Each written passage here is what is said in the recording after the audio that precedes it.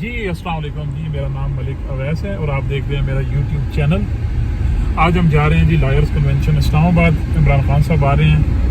Time تقریباً جی تھا 11 کا، لیکن ہم نے تھوڑا سا کام تھا تو 11 بجے ہم نکل گئے. دیکھتے ہیں کیا سین ہے.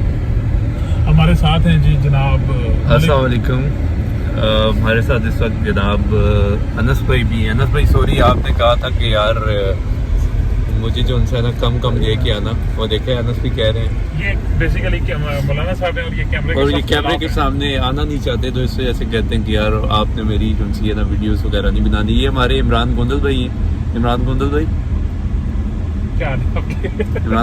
بھائی سلام بھی بندہ کر دیتے ہیں. ہو گیا ٹھیک ہو. یہ بھی شرماتے ہیں کیمرے کے سامنے. ایک ہمارے ملک صاحب بھی خانی، بس انہیں شرم نہیں آتی. رات کو جو وردار ڈلی ہے جی اس کے بارے میں کیا رہا ہے؟ بس اب آپ کے ساتھ کون وردار ڈال گیا؟ وردار شہباز شریف صاحب لال کر گئے ہیں جی. لیکن جی ملک صاحب کے ساتھ رات کو آن سیریس نوٹ بہت افسوس کی بات ہے. رات کو جو پنس پہ حالات تھے، 4 کروڑ کی بندے کے پاس گاڑی ہو اور بندہ اس لائن میں لگا ہو، اس ٹینکی جو فل کرا کے 30 روپے کے پیچھے ٹینکی آپ کی فل ہوگی ہے، وہ کتنا ٹائم چلے گی؟ ملک صاحب 5 دن چلے گی، 6 دن چلے گی. اس کے بعد تو آپ نے ڈلوانا ہے. رات کو پمپ پہ جانا. اچھا ملک صاحب آپ اپنا ٹاپک کلوز کر دیں. بیچ میں کال آ گئی تھی. جی اچھا 4 کروڑ کی بندے کے پاس گاڑی ہے اور وہ بندہ 70 سب 20,000 کا موٹر سائیکل ہے اور ان کے ساتھ لائن میں لگا ہوا ہے جی سستا پیٹرول ڈلوا لیں. آپ نے ٹینکی فل کروا لی، کتنی بچت ہوگی 3,000 4,000 کی. اس 3,000 4,000 نے چلنا کتنا ہے؟ 1 ہفتہ آپ کی ٹینکی چل جائے گی میکسیمم. وہ وہاں پہ اس جگہ 4-5 کروڑ والی گاڑی آپ کھڑی ہے تو وہ وہاں پہ کھڑا ہونا نہیں بنتا تھا. اس رات کو آپ لوگوں کا کام تھا پروٹیسٹ کرنا، ایون کہ میرا بھی کام تھا. میں نے تو پیٹرول بھی نہیں ڈلوایا. آپ سو رہے تھے. چلیں یہ بات ڈسکس کریں گے ڈیٹیل میں بعد میں. تو ابھی ویڈیو کو ہم کرتے ہیں ذرا فاسٹ فارورڈ. اچھا ملک صاحب ایک میرا چھوٹا سا آپ سے کویسچن ہے. جس ٹائم یہ پیٹرول کی جو پرائسز ہے وہ انکریز ہوئی، آپ اس وقت کیا کر رہے؟ میں سو رہا تھا. سو رہے تھے. واردات ڈلی ہے یعنی پوری قوم سو رہی ہے. آپ سو رہے تھے اور آپ کے ساتھ کوئی واردات ڈال گیا. یہ کتنا بڑا المیہ ہے ویسے. صحیح ہے. ویڈیو کو فاسٹ فارورڈ کر. کیا کہہ رہے ہیں ملک صاحب؟ فاسٹ فارورڈ کر. چلیں جی اب اس ویڈیو کو ہم فاسٹ فارورڈنگ پہ لے کے جاتے ہیں اور آپ کو ویو دکھاتے ہیں کہ کس طرح ہم آج اپنی لائرز کنونشن کے لیے اسلام آباد کے نکلے. اور ملک صاحب نے تو نکلتے ٹائم یہی کہا تھا کہ ہم ملک بچانے نکلیں، آؤ ہمارے ساتھ چلو. تو انشاءاللہ مزید اپڈیٹس آپ کو آگے جا کے دیں گے. اور ملک صاحب مزید کہنے آپ نے پھر آپ 5 منٹ بعد آپ کو پھر کچھ یاد آ جاتا ہے. جہاں پہ رکیں گے تو ڈیفینیٹلی اپڈیٹ کریں گے آپ کو. السلام علیکم. اس وقت جناب ہم اسلام آباد ہائی کورٹ لائرز کنونشن میں پہنچ چکے ہیں اور ملک صاحب میرے ساتھ. پارکنگ ہمیں اچھی مل گئی ہے. اچھی پارکنگ مل گئی ہے ایز یوزول. ملک صاحب کی ہر جگہ چلتی ہے ماشاءاللہ. اللہ پاک میرے بھائی کو مزید عزت عطا فرمائے.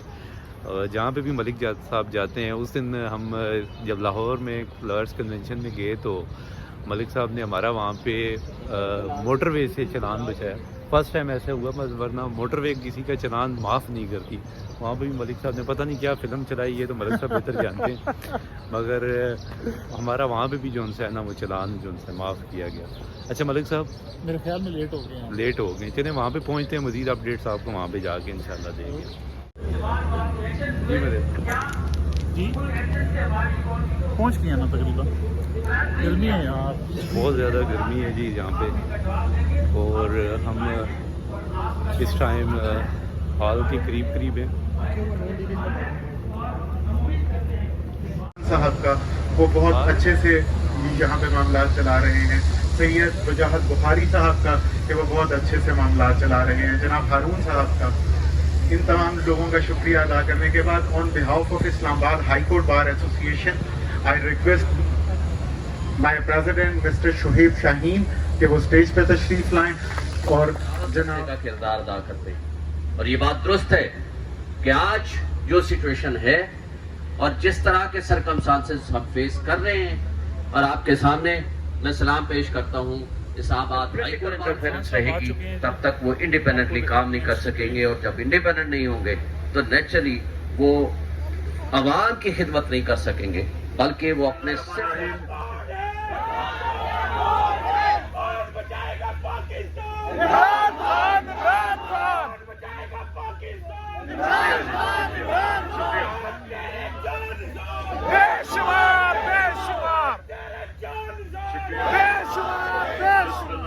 और मैं उसके साथ साथ इस्लामाबाद डिस्ट्रिक्ट बार एसोसिएशन और इस्लामाबाद बार काउंसिल उनका भी शुक्रिया अदा करता हूँ, वो भी आज यहाँ हैं। ILF का उनका जिस मेहनत से आपने हमारे वर्कर्स को रिलीफ दी, मैं आपके लिए खास तौर पर बड़ा जुल्म हुआ था, अनकॉन्स्टिट्यूशनल तरीके से लोगों को पकड़ पकड़ के एक पूरा एहतजाज में जेलों में डाला था, आपका बड़ा शुक्रिया अदा करता हूँ। मैं जी बड़ी आज बातें हुई, मैंने बड़ी चीजें सुनी, मैं सिर्फ एक शुरू करता हूं एक जगह से कि देखें जिधर आज पाकिस्तान खड़ा है, आप जो पाकिस्तान की वकला कम्युनिटी जितनी आपके ऊपर जिम्मेदारी है, मैं नहीं समझता कि पाकिस्तान की तारीख में कभी भी पहले इतनी जिम्मेदारी किसी पे भी थी। पाकिस्तान को जो हमारे फाउंडिंग फादर्स थे पाकिस्तान के, वो दोनों वकील थे, और जो हमारी आज़ादी की पाकिस्तान की आज़ादी की तहरीक चली थी उसमें वकला का बहुत बड़ा रोल था। और आज जो पाकिस्तान की हकीकी आज़ादी की तहरीक है, इसमें आपका सबसे ज़्यादा, अगर आप सारे पाकिस्तान के प्रोफेशंस को एक तरफ रखते हैं तो पाकिस्तान के वकीलों का सबसे बड़ा रोल है। तो मैं एक चीज से शुरू करता हूं। मुझे कहा गया कि जब अदम एतमाद की वोट हो गई तो आईनी तौर पे मुझे एक्सेप्ट कर लेनी चाहिए, और मैं अब आपसे ये सवाल पूछता हूं, हकायक आपके सामने रखता हूं। 7 मार्च को अमेरिकी under secretary of state for south Asia, उसकी मीटिंग होती है पाकिस्तान एम्बेसडर से वॉशिंगटन में। वो पाकिस्तान के एम्बेसडर को कहता है कि इमरान खान रूस क्यों गया था, और ये सिर्फ इसका अपना इनिशिएटिव था, और अमेरिका बड़ा नाराज है इसके ऊपर। और फिर कहता है कि इमरान खान को अगर आपने ना हटाया, नो कॉन्फिडेंस की मोशन में, ये जो टेबल हो रही है असेंबली में अभी हुई नहीं थी, 7 को नो कॉन्फिडेंस मोशन अभी टेबल नहीं हुई थी, वो तब आके कहता है एक दिन पहले कि इस नो कॉन्फिडेंस मोशन में अगर आप इमरान खान को नहीं हटाएंगे तो पाकिस्तान को बड़ी मुश्किलों का सामना करना पड़ेगा। और फिर कहता है अगर हटा दोगे तो माफ कर दिया जाएगा पाकिस्तान। 7 को ये होता है, 8 को नो कॉन्फिडेंस टेबल होता है असेंबली में, और एकदम हमारे इत्तेहादियों को भी ख्याल आता है कि ओहो ये तो हुकूमत बहुत बुरी है, और हमारे लोटे जो कोई 15-20 थे, जो कि जिनमें से अमेरिकन एम्बेसी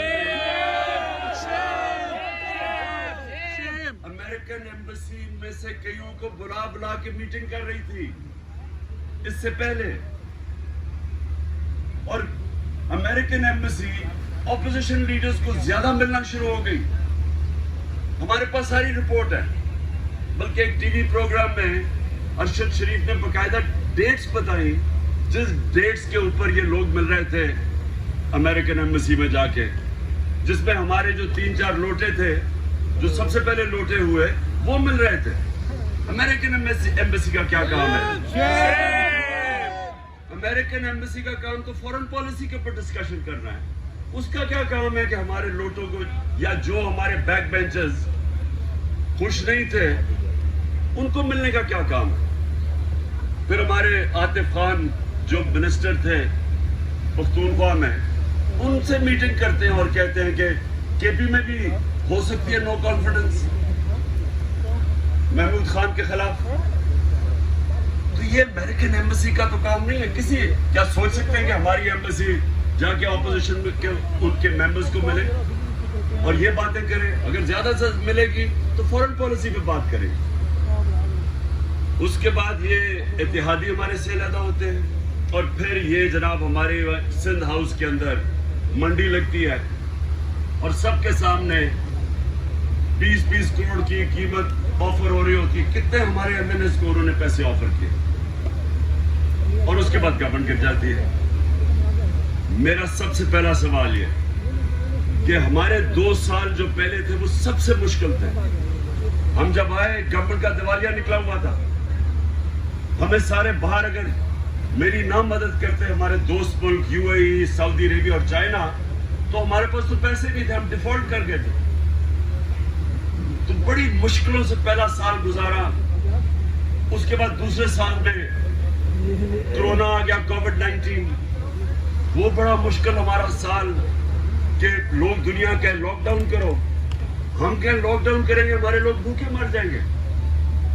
बड़ी एक वो मुल्क था जिसने सारा प्रेशर बर्दाश्त करके कंप्लीट लॉकडाउन नहीं किया और दुनिया मिसाल देना शुरू हो गई उसके बाद 2-2.5 साल के बाद कि पाकिस्तान ने जिस तरह कोरोना वायरस को हैंडल किया है, ये दुनिया के लिए मिसाल है।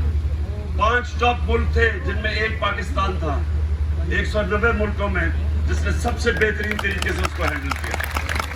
अपने लोगों को भी बचा लिया, गरीबों को भी बचा लिया, अपनी इकोनॉमी को भी बचा लिया। तो 2 साल बड़े मुश्किल थे। तो इन्होंने लोटा होना था तो 2 साल पहले हो जाते, तब होते। इत्तेहादियों ने जाना था तो जब लोग मुश्किल में थे तब जाते। ये कब गए हैं? इकोनॉमिक सर्वे ऑफ पाकिस्तान के मुताबिक जो हमारे 2 साल थे, पिछले 2 साल, उसके अंदर पाकिस्तान की जो ग्रोथ रेट थी वो पहले तीसरे साल में 5.6% और इस साल 6%। इसका मतलब कि 30 सालों में ये सबसे बेहतरीन हमारी मुल्क की माशी परफॉर्मेंस थी। हर चीज बढ़ रही थी। इंडस्ट्री जो लार्ज स्केल मैन्युफैक्चरिंग में ग्रोथ थी वो अयूब खान के बाद तो सबसे पहले सबसे ज्यादा इंडस्ट्री ये ऊपर जा रही थी। रिकॉर्ड एक्सपोर्ट्स थी, record tax collection, overseas Pakistanis ने रिकॉर्ड रेमिटेंसेस भेजी, सबसे ज्यादा डॉलर्स पाकिस्तान में आ रहे थे। और हमारी जो ज़राअत है जिसके ऊपर 60% पाकिस्तान डिपेंड करता है, सबसे ज्यादा पैसा हमारे किसानों के पास पिछले 2 सालों में गया।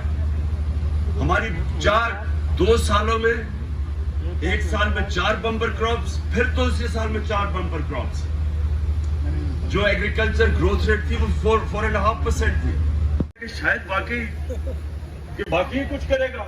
पता चला ये सब कुछ, ये सारी डेवलपमेंट सिर्फ इश्तिहारों में ही होती थी।